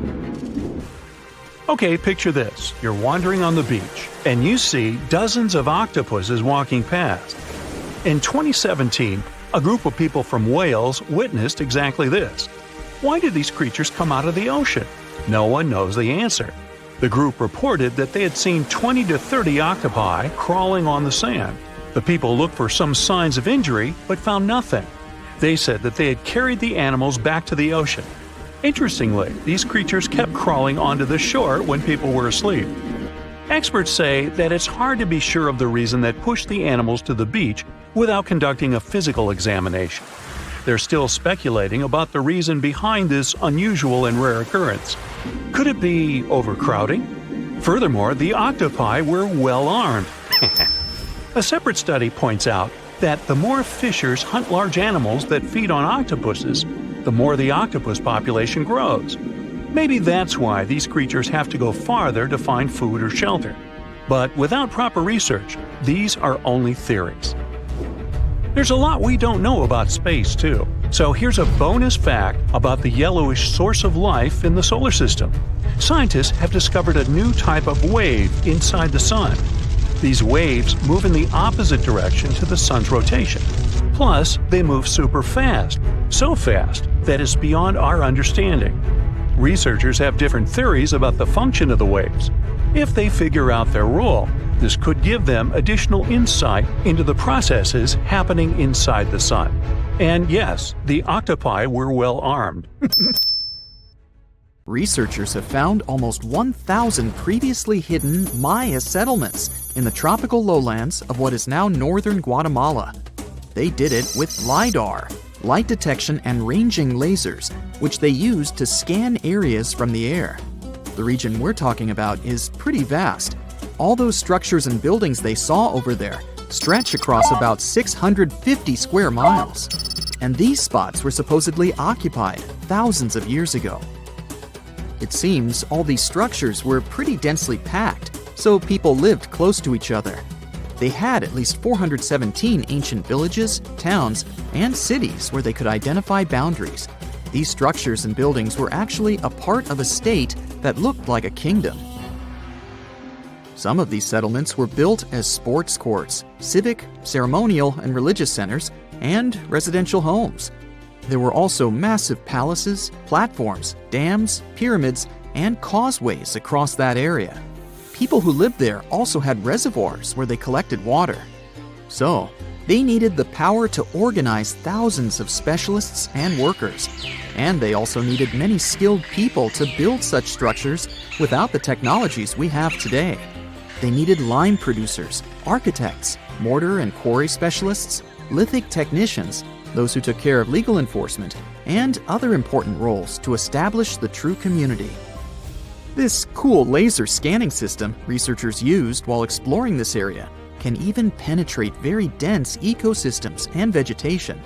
The light bounces off different surfaces and then creates a digitally reconstructed map. This map is based on how much time it takes for the pulses to get back to a receiver. So, with this laser system, they discovered they were also lowlands for agriculture. So why exactly did the Maya settle in this region? It was a specific area. Plus, it was hard to build such an amazing kingdom in a tropical rainforest climate. Back in the old times, ancient peoples had mostly inhabited areas in drier climates. Over there, they would build water resources, which were some sort of the basis of society and a source of life. An example of this is Teotihuacan of Highland Mexico, although they did have a couple of navigable rivers they could use for transport and trade. But these rainforest areas had their advantages too. The Maya used natural resources like limestone, which was their primary building material, salt, and the volcanic rock obsidian, which they used for different tools. Also, they managed to find enough dry land to live and build homes there. The lowlands were seasonal swamps called bajos, and they were perfect for agriculture because of the fertile soil. Generally, the Maya built settlements that could endure rainy periods too. They were ready for different circumstances, including flood and drought, which is something you could see in how they built houses.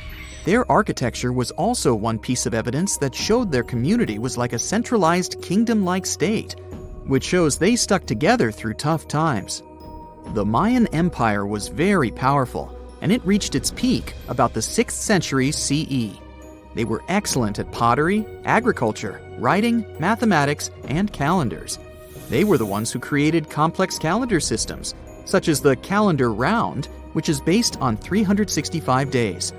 Although some believed the Mayan calendar predicted December 21st, 2012 would be the end of the world, it was just a coincidence with the end of a certain full cycle. They would call it the long count calendar, and it lasts 5,125 years. The Mayan people left behind an impressive amount of astonishing architecture and symbolic artwork.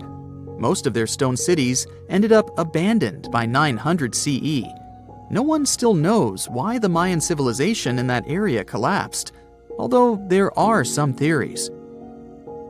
Some think that by the 9th century, these people had exhausted the resources around them to the point that they could no longer feed and sustain such a big population. Others believe some city-states didn't get along that well, so they broke down the traditional system of power they used to have. Some say it was all because of a very long period of drought. It could be a combination of all these factors, though. But one Mayan city, located on an island, even survived until the 17th century. It was long after the rest of the Mayan civilizations had been destroyed or abandoned. If you're a traveler, You might know the town by its modern name, Flores. Scientists believe about 2,000 people lived there. The earliest Maya people were farmers. They cultivated crops like beans, squash, corn, and cassava. As they had many interesting ingredients, they created hundreds of cool recipes.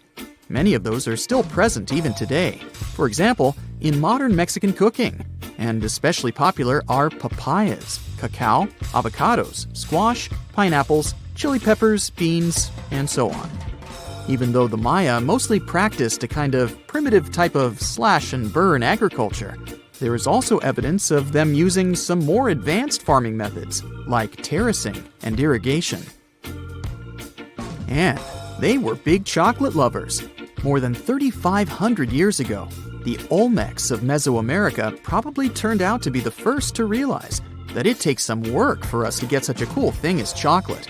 But the Maya were the ones who turned it into a true form of art. Scientists found out about it when they found cacao in Mayan pottery.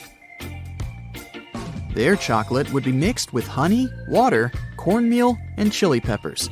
That's how you get a spicy, savory, hot chocolate beverage you can try even today in Mexico and Central America. Also, they used written language in their books. Their paper was made from fig tree bark, and using strips of that paper, they created a large library of books. Books made of this material are called codices, and 4 of these can still be found today. Sadly, many books were lost over time because of the humid climate or some human factors. The classic Maya built a bunch of palaces and temples that had a stepped pyramid shape. They decorated them with inscriptions and reliefs, which have earned them the reputation of being incredible artists of Mesoamerica. For the Mayans, flat foreheads were the most desirable thing on someone's face. They were generally really into aesthetics, and having a flat forehead was one of the main things where you could meet their highest aesthetic standard. They also liked to glam up their looks with makeup and clothing. Also, the Mayans were master tattoo artists. Actually, they were one of the first civilizations that started doing such forms of body art. They had a rich culture and believed in many things, such as fairies. Many civilizations across the globe believed in these mythical creatures, which had different names everywhere. The Mayans called those creatures aluxes. They would make sculptures of aluxes from wood or clay, take them to the forest, and hide in some secret spots. The Maya believed these sculptures would come to life during the night and take the role of guardians of their land, animals, and crops. The Maya believed caves were entrances that led to the underworld. You can even visit some of these caves if you like. For example, you can explore the jungles of Quintana Roo and Yucatan near Cancun. There are many spots where researchers found artifacts the Mayans had left behind. They were one of the first cultures that learned how to use rubber latex and make, for example, rubber balls for the many interesting games they had. They used natural latex and then probably mixed it with some other natural substances. That's how they came up with the bouncy balls they played with. They also built cool steam baths. The Maya had structures made from stone that looked like something we know today as bathtubs. Plus, they were building heated stone structures we know as sweat houses. Researchers found these in El Salvador and Guatemala, and they were previously hidden under volcanic ash. Imagine a place that could literally start at one end, trek over 1,800 miles straight to the west, and still be stuck under that massive canopy.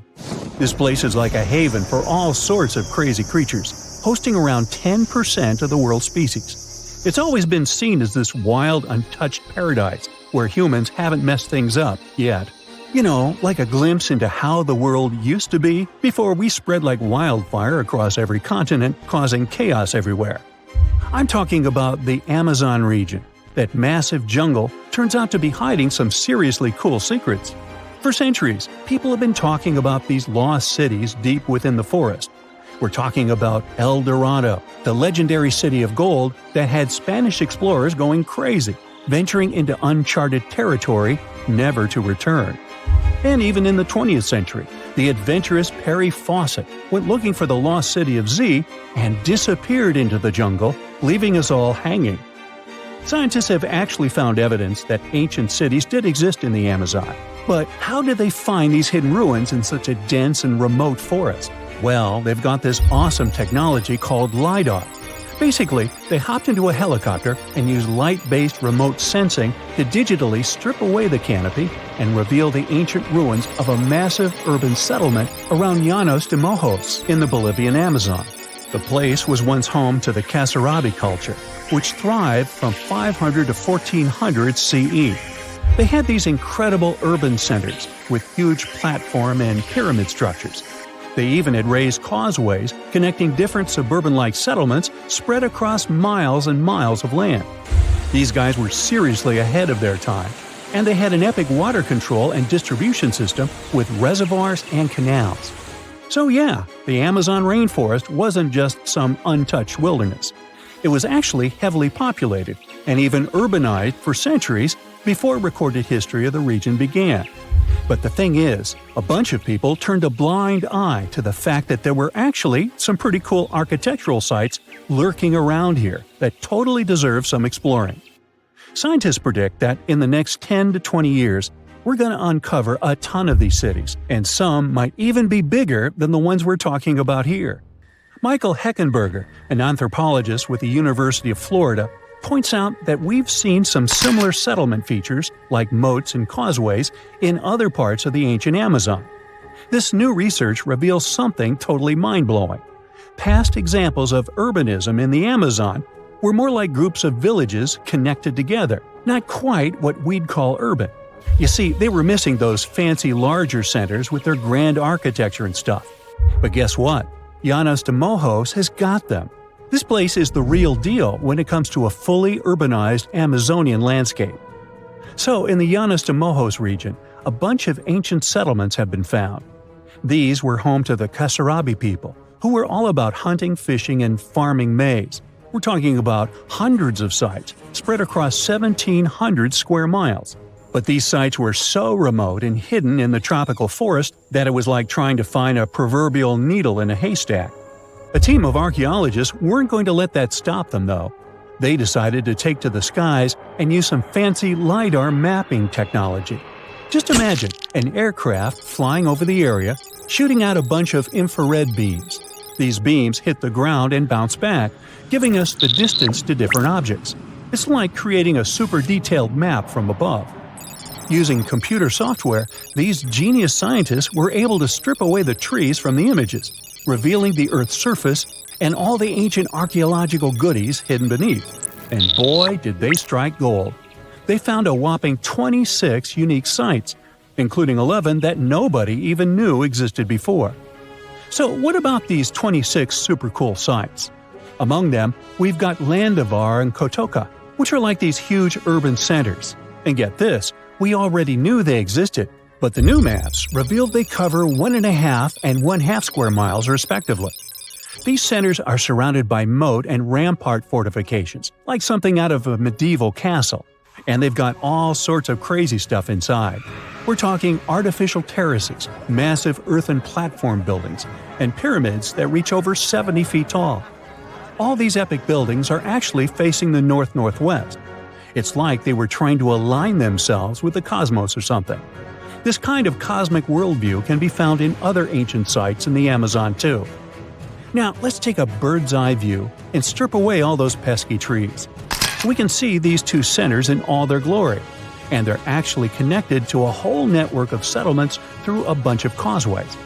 Picture it like spokes on a wheel, stretching out for miles.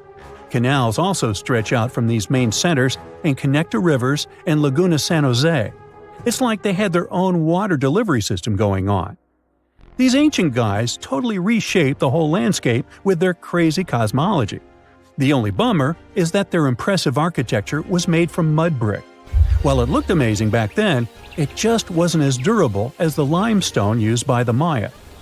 What happened to the Kasarabi and their settlements is still a big mystery. But based on dating at the sites, it looked like they disappeared around 1400 CE, way before Europeans arrived in the Amazon. One theory is that a massive drought hit the region and messed everything up. The researchers found these massive water reservoirs at various sites, which is pretty interesting, considering how rainy the Amazon is known to be. Who knows if they were for drinking water or farming fish and turtles? But hey, severe droughts have happened in the past, and it only takes a couple of bad harvests to make people pack up and move on. What's even more interesting is that these communities thrived in the same area where this guy Fawcett we mentioned before went missing while searching for his lost city of Z.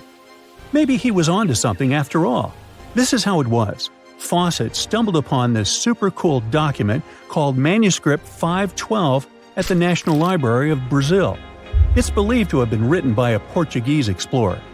Now, according to this document, back in 1753, a group of explorers discovered the remains of an ancient city.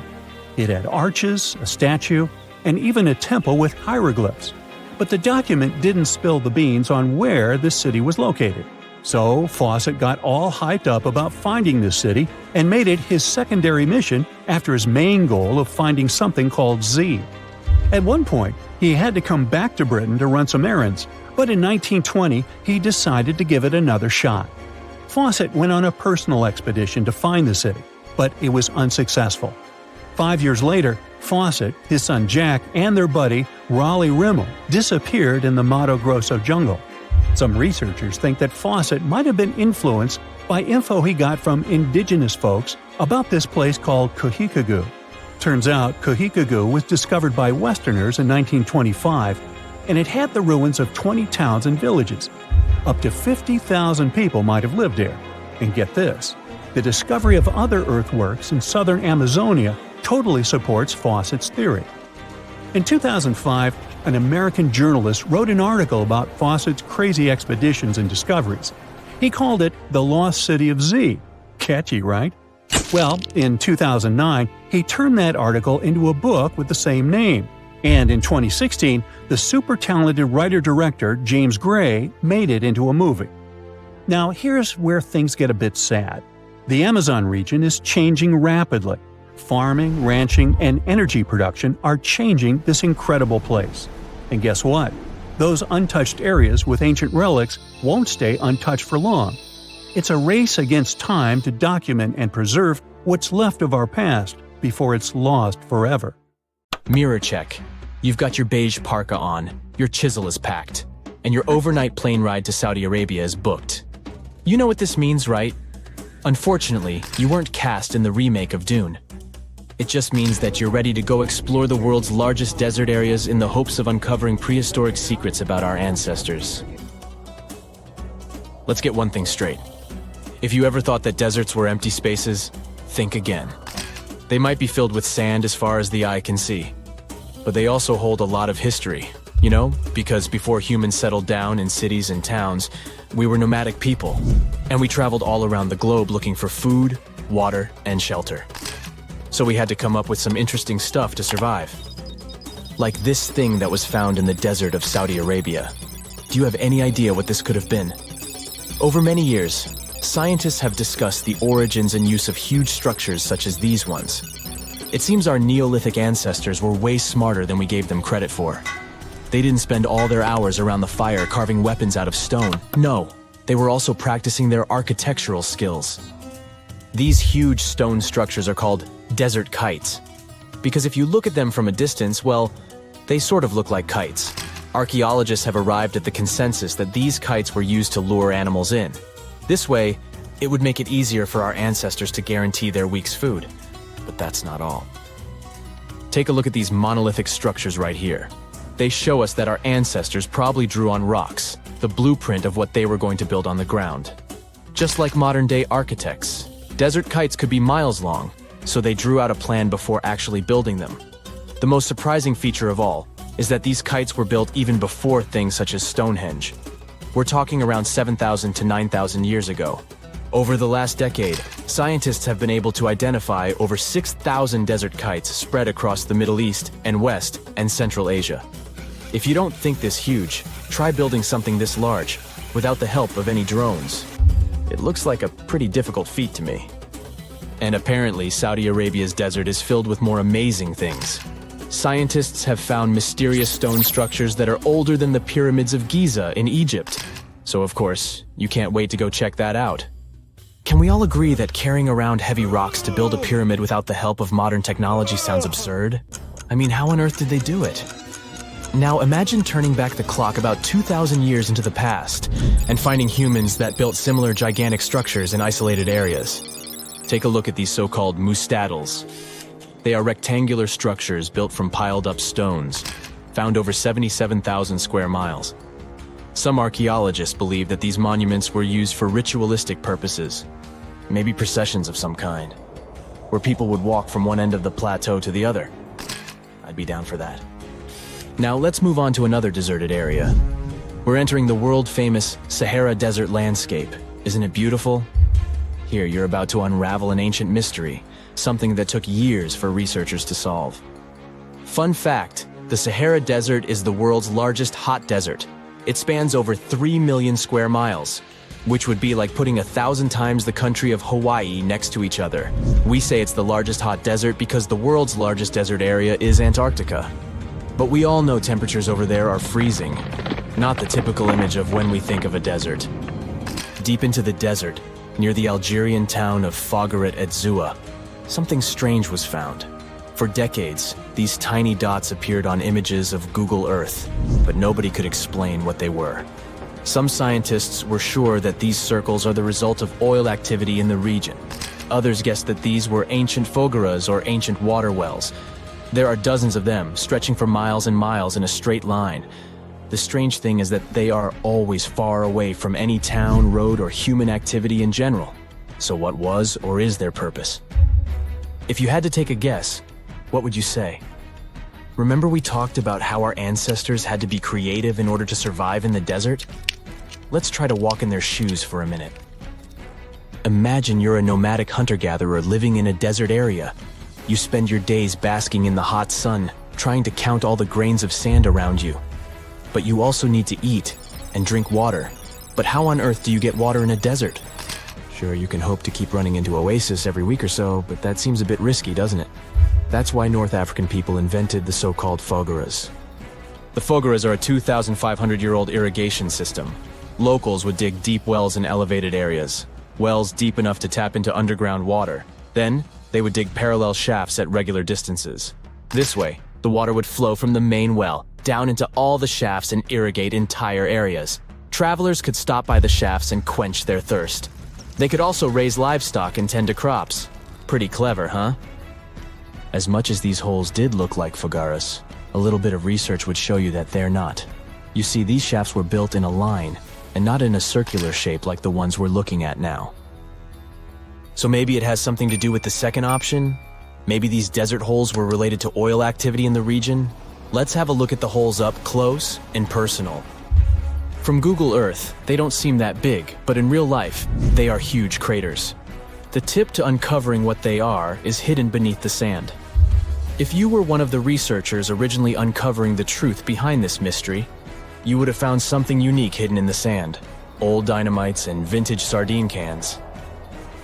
Putting the pieces of the puzzle together, scientists found that these sardine cans were a model from the 1950s and 1960s. It seems that entire teams from that decade would camp out while they surveyed the area for oil. And what about the dynamites? These were used for seismic surveying. This is an old technique, used to identify if there is oil and gas beneath the Earth's surface. Still in North Africa, you find out about another desert mystery worth exploring. Near the city of Tiaret, southwest of Algeria's capital, one runs into 13 peculiar monuments. These structures are also called jedars, and yes, I am aware of how much that may sound like a Star Wars reference. They are pyramid-like in their shapes, and as far as scientists know, they were used as final resting places for the people who lived in the region. Can you guess who these were? Most likely the Berber nomads. And since we're talking about ancient stuff, they were probably built between the 4th and 7th centuries CE. Once scientists began to explore the insides of these monuments, they found they were pretty big inside. They found large underground vaults, chambers, and labyrinth-like corridors that gave way to over 20 compartments. It could take you up to 2 hours to walk around in them. And apparently our ancestors also used its walls to depict images of animals and hunting scenes. There's no definite proof of what these jadars were used for, though. This is so neat, huh? I'm sure that our world's desert is filled with many more mysterious things for us to unravel. I guess I'll see you next time so that we can continue our explorations. Listen to this. Neanderthal fiber technology. Nope, I'm not joking. The concept is real. In 2020, a team of scientists published a paper that redefined the way we saw our closest ancestors. A find in France changed archaeology forever, and it wasn't the first time something like this had happened. But let me start from the beginning. Neanderthals. For a long time, they fit the image of the typical cavemen. If you are now thinking of someone like Fred Flintstone, you wouldn't be much wrong. What was the reason behind this stereotype? When did we start believing that Neanderthals were not the brightest tools in the shed of evolution? In comes William King, a 19th century British geologist. He was the man who named the Neanderthals. Based on the bones King found, the scientist declared the species not intelligent, and this image stuck with the Neanderthals for centuries to come. But a piece of string, just a quarter of an inch long, changed everything. A small, dry river valley, Abri du Maras, was the place of the great find. Archaeologists unearthed a cord fragment next to a stone tool. Such twisted fibers could have been used for everything from making clothes to fishing nets. In prehistory, this was some advanced tech, and the Neanderthals seem to have mastered it. Scientists already knew that these early humans made tar from birch bark, and that they produced shell beads. There's even evidence of Neanderthal art. They were definitely not primitive. The string section and similar finds are changing the way we perceive our ancestors. The world of archaeology is constantly changing. Take the pyramids in Egypt, for example. Turns out, they weren't really built by an army of people who the pharaoh made work until they passed out. Herodotus, the famous Greek historian, was the man who started the confusion. He claimed, in 500 BCE, that 100,000 men took part in the construction of the Great Pyramid in Giza. He made no mention of who they were and why they were building the pyramids. That's how the myth started. Huge stone slabs pulled by humans, driven by a foreman with a whip. But Egyptologists would beg to differ. Those are the scientists who study ancient Egypt's culture. Fairly recently, they uncovered a workers' village that told a different tale. Yes, there was evidence of hard work on the workers' bones, but the construction industry is demanding even today. It took almost 6 years for 12,000 workers to complete the world's tallest building, Burj Khalifa. Back in Egypt, 3 times more workers finished the Great Pyramid in around 2 decades. An impressive feat of ancient engineering, wouldn't you agree? Superiors looked well after the Egyptians who built the pyramids. Their diet was rich in protein. They had medical care and they got paid properly. In fact, they lived better than the non-working population. And they lived with their families near the construction site. Archaeologists know all this because they unearthed bakeries and dormitories with bread jars and other goodies. Looks like the pharaohs were okay employers after all, and the job market wasn't that terrible. They also kept detailed papyrus records of the build and hieroglyphs. You and I wouldn't stand a chance of reading these letters that resemble images. Egyptologists had the same problem. For over a millennium, no one had used this type of font. And it's not like there was an English ancient Egyptian dictionary you could open and find meanings of words. But all this changed in 1822. A couple of decades before, the French found a broken slab of black granite. The stone contained one text in 3 scripts: Ancient Greek, Egyptian hieroglyphs, and Demotic. The last one was also the Egyptian language, but in a simplified script. Scientists dated it back to 196 BCE. The content is a religious proclamation. A French philologist and Orientalist, Jean-François Champollion, was the first one to crack the code. You see, people haven't forgotten ancient Greek letters. The Frenchman successfully matched the Greek letters with the ones in the Egyptian script. And voila! we were finally able to read hieroglyphs. The name of the piece of granite that made it all possible was the Rosetta Stone. The importance of its discovery went beyond archaeology. The word Rosetta Stone even entered the English dictionary. It represents a discovery that helps people understand an enigma that has been puzzling them for a long time. There are similar games. A symbol is attached to a particular message. Then you have to decode the message by replacing the symbol with a corresponding letter. In a nutshell, this is what scientists did with the Rosetta Stone more than 2 centuries ago. Do you know what is the oldest deciphered language in Europe? It has an unattractive name, Linear B. The script belongs to the Mycenaean Greek language. It predates the ancient Greek alphabet by several centuries. You can easily guess which script it is descended from. Linear A. The people from Crete used Linear B more than 1,000 years ago. During the Late Bronze Age, the Greek civilization that used the script vanished. There was no one who could read Linear B, and more importantly, no one knew it existed in the first place. This was about to change during the first years of the 20th century. A British archaeologist by the name of Sir Arthur Evans excavated a vast palace complex at Knossos, Crete, Greece. This was the center of the Minoan culture that created the enigmatic script. The palace boasted some 1,300 rooms. They had colorful paintings of dolphins, griffins, and bulls. All of these captivated the archaeologists' imagination. But their biggest find was at first overlooked. Thousands of slabs of baked clay. The fire that brought down the palace helped preserve the tablets. It was impossible to read the slabs, though. They were written in an unknown language. The scientific community had to wait for another half a century before Michael Ventris cracked the code. He was an English architect and cryptographer. Ventris studied Greek and Latin. While attending the famous archaeologist lecture, the young man decided to solve the puzzle of Linear B once and for all. He managed to do so in 1952.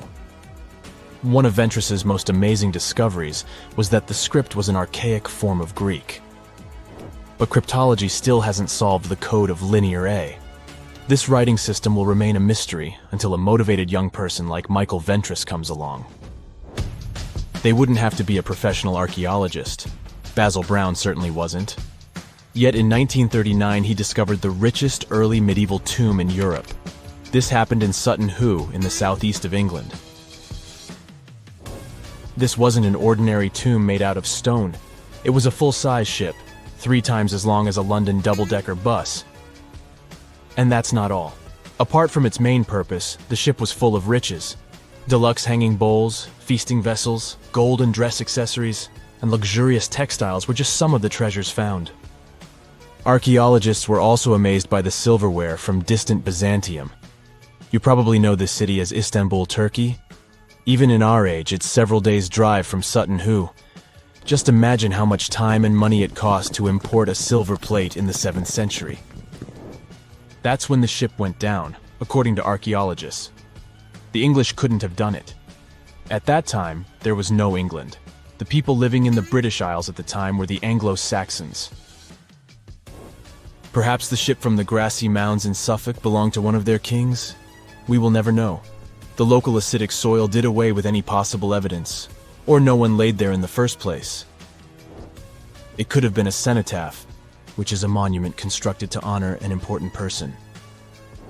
The archaeologists still don't have a definite answer. But what they have found at Sutton Hoo shed light on the Dark Ages. Before the discovery of the ship, they knew little about what had been going on in Britain after the Romans left.